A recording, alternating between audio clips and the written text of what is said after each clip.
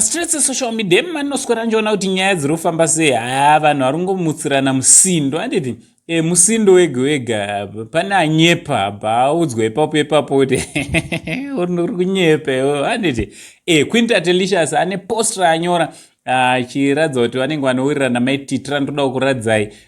Uye maititi vazoradza kupoka nazo uye vabva varatidza pamwe nekunyora nepost randoda kuti ndikuradzei seproof umbova zvikuru kuitira ndisazonzi ndini ndakadaro. Asi chekutanga kana wanga usati wasubscribe paSNTV, I kindly ask you to subscribe, turn on your notification bell so that every time we upload a video you'll be notified. Chitoti zviri kudi kwese kwamuri vazukuru vasekuru Saint pano pa number 1 YouTube channel yenyu.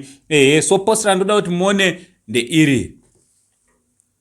Right, zverengerei vazukuru, zverengerei post iroro ranyorwa naQueen Tatelicious ari kuratidza kuti zvoni vanhu vamwe munohwasei kana muti muchinge mandituka madidi.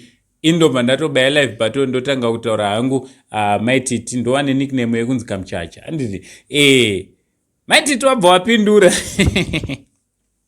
post ramaititi nderiro iro kuti tizivane zverengerei vazukuru. Zverengerei. Right, aiwa ndo maposta ndachida kuti muone maititi naQueen Tatelicious varatidza kuti zvoni Queen anenge anga anyepawo mbichana. Handiti Queen Tatelicious chikomana ichi chiri kuSweden chakanochinja kuita chisikana chave ikoko achitaura pamusoro pamaititi vane kupindurana. Aiwa ngataura necomment section kuti munofungei nezvenyaya iyi. From Uncle Saint the only Zim uncle ndindega nangoti pirinyi hamusi angoka uzvibate ndichiti much love.